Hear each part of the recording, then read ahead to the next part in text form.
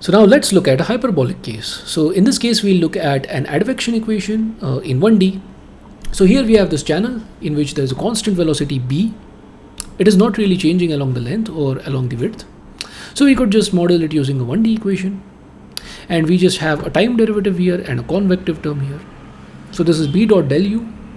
It is your du by dt.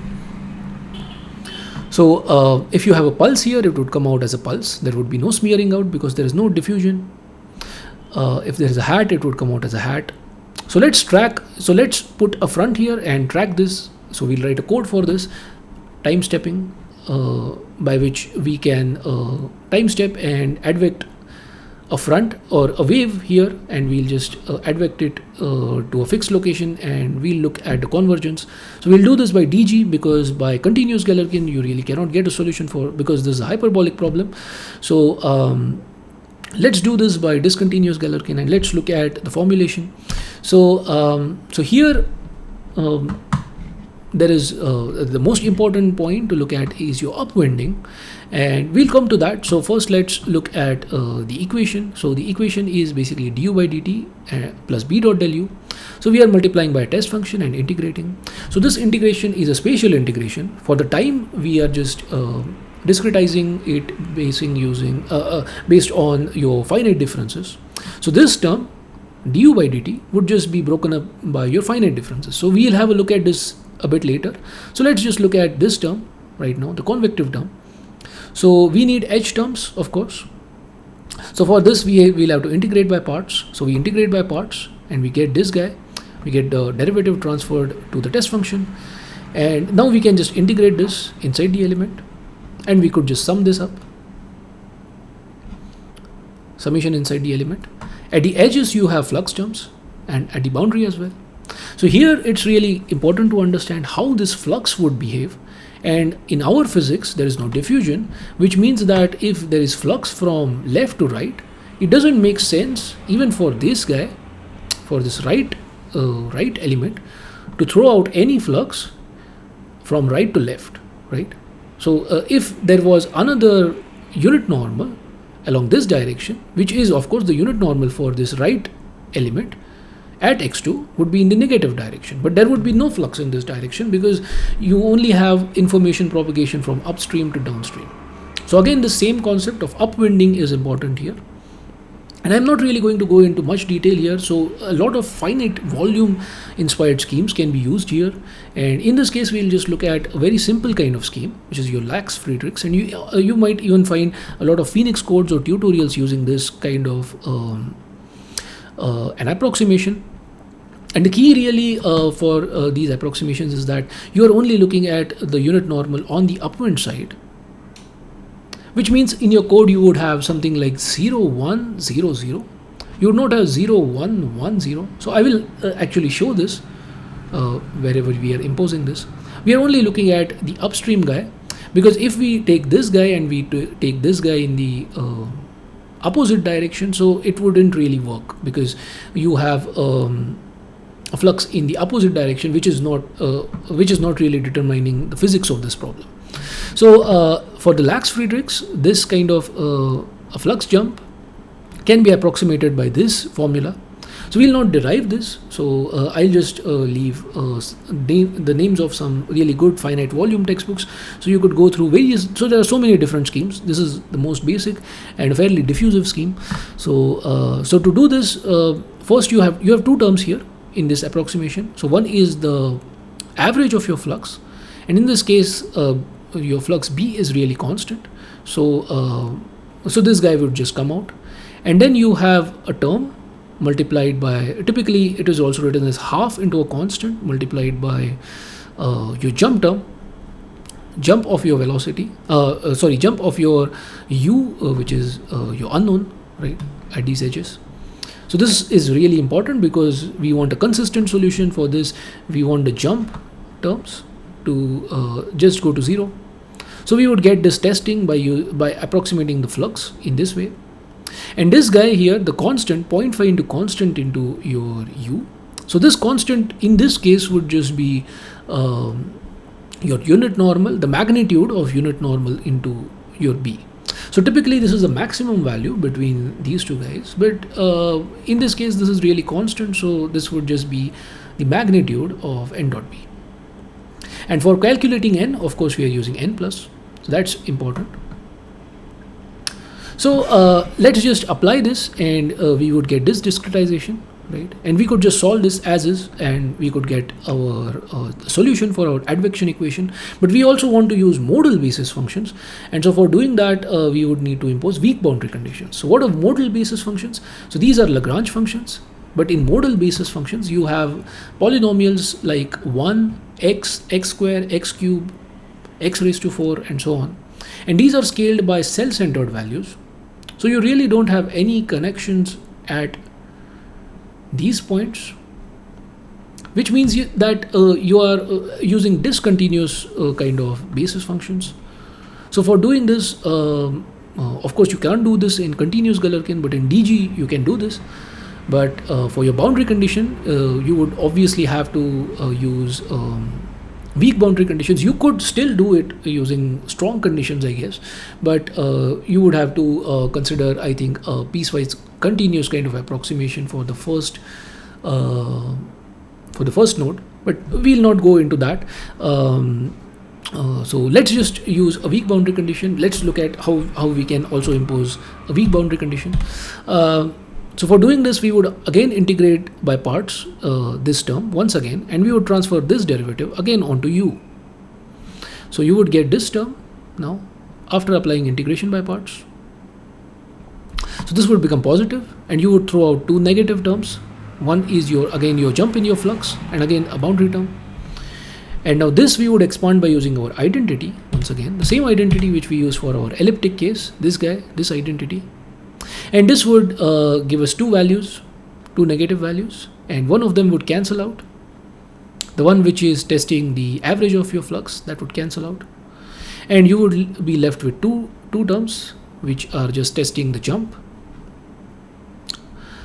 So this is our approximation for our weak boundary condition, and you have two boundaries here, so one of them can be taken on the RHS. And here you have it on the RHS, and here you can impose this guy, which is your boundary condition, your inflow boundary condition, and this guy on the inflow side, which is u1 plus. So you could just impose it using this guy here, similar to the case which we saw in our elliptic kind of equation.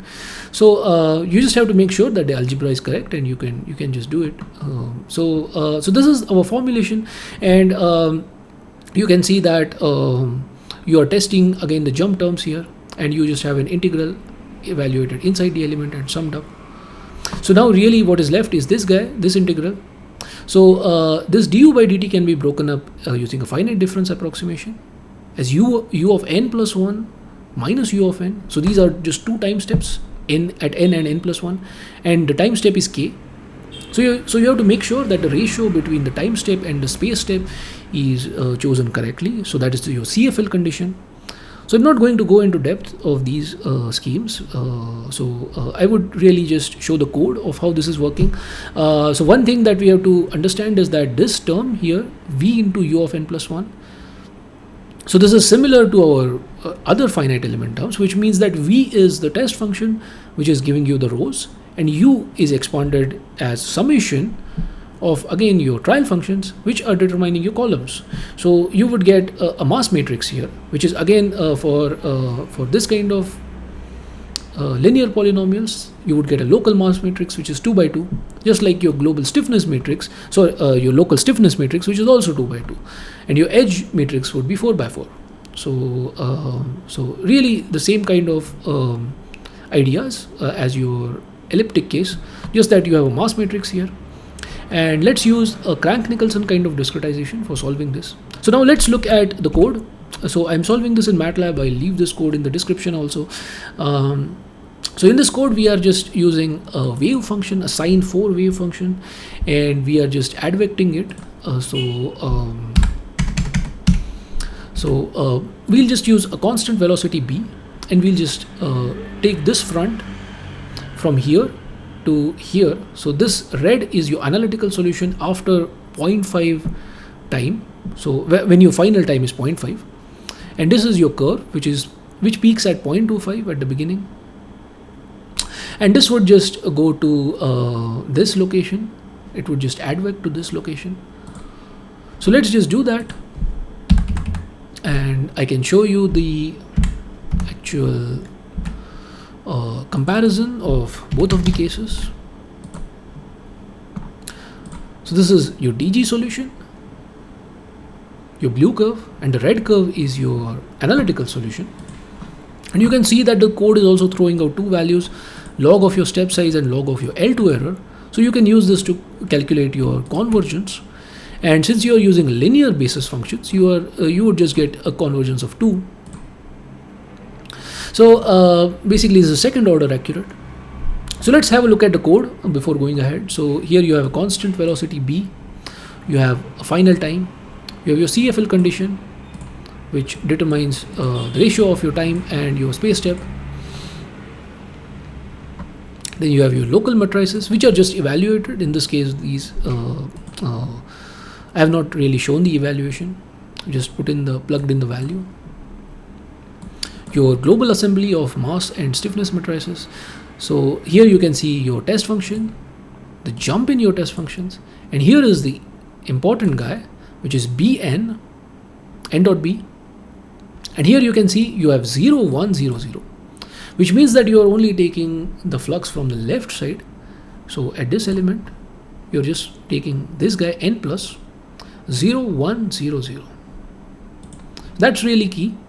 And if we look at this product here, which is basically your flux approximation, let's try to evaluate this matrix, and you can see this matrix. This is the classic upwind kind of structure, because you have these two matrices, these 2 by 2 matrices, which are basically your local matrices, and this 4 by 4 is your edge matrix, and this edge matrix is being added at this guy, connecting both of these two kind of 2 by 2 matrices, and you have 1 and minus 1. So this is very classic upwind kind of structure for your matrix. So this is really key, and this shows that you are really doing upwinding. Of course, without it you would not get a solution. And then beyond this, we are just using time stepping, using Crank-Nicholson,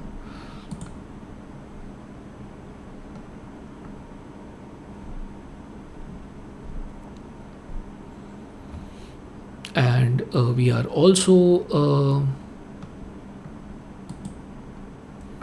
finding out the analytical solution, rather integrating this analytical solution.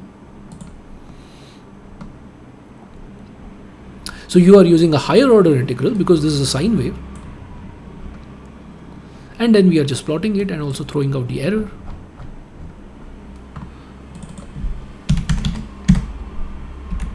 So if you were to use a high number of elements, it would take some time, but you would still have the same kind of structure. So let's just zoom in and see that. So you can see that these are fitting really well, but if you zoom in, you can see that this is a classic kind of structure for your Lax-Friedrichs, I guess, right? So the serrated kind of structure which you see when you use Lax-Friedrichs. So this is the overlay of your expected and your DG solution. So you can see that it fits really well.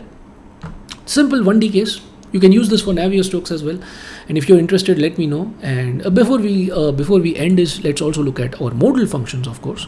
So these are our modal functions. So this is a convection diffusion case solved by using modal basis functions. You can see this. This is just 1, x and x square for quadratic. I could also do it for x cube. And these are cell-centered.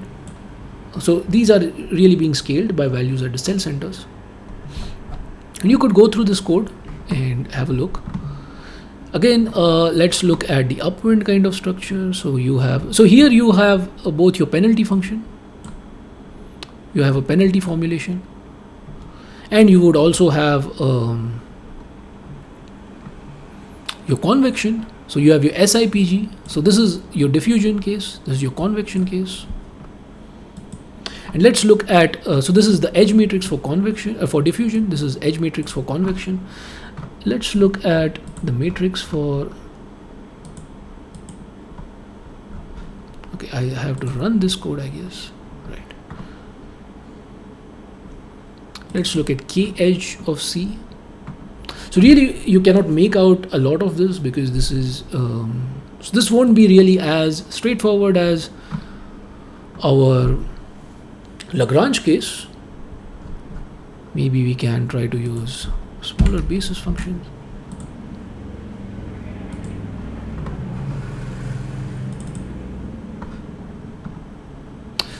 No, so the upwind structure won't be really that visible here.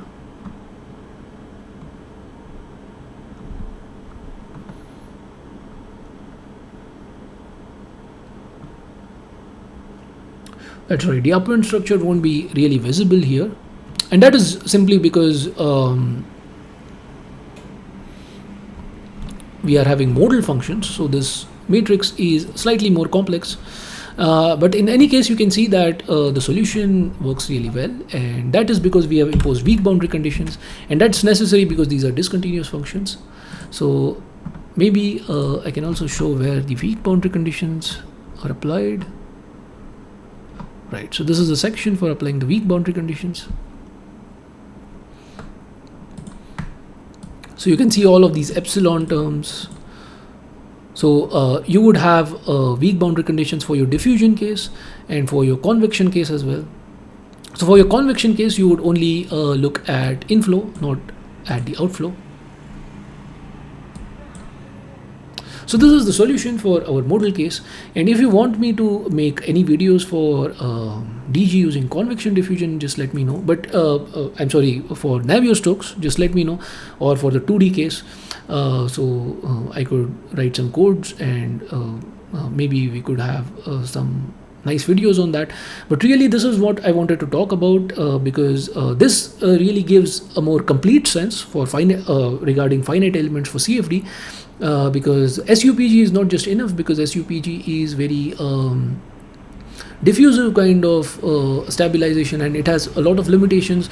So you would have, so it's like a diffusion which is applied everywhere, and really as the problem gets more complex and multiphysics is involved, you really don't have a good value for your stabilization parameter tau.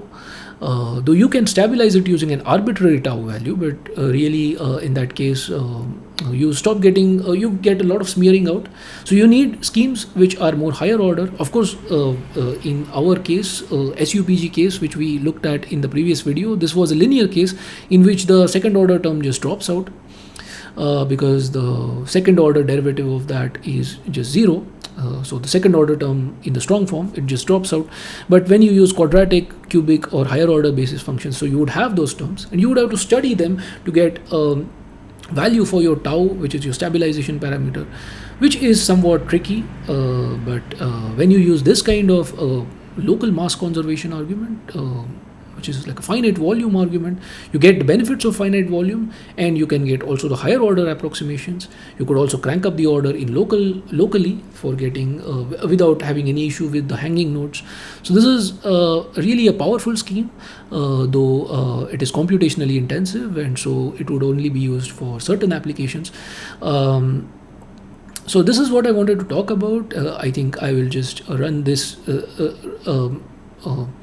I will just end this this series, which is absolute basics for finite elements using for CFD and multiphysics at this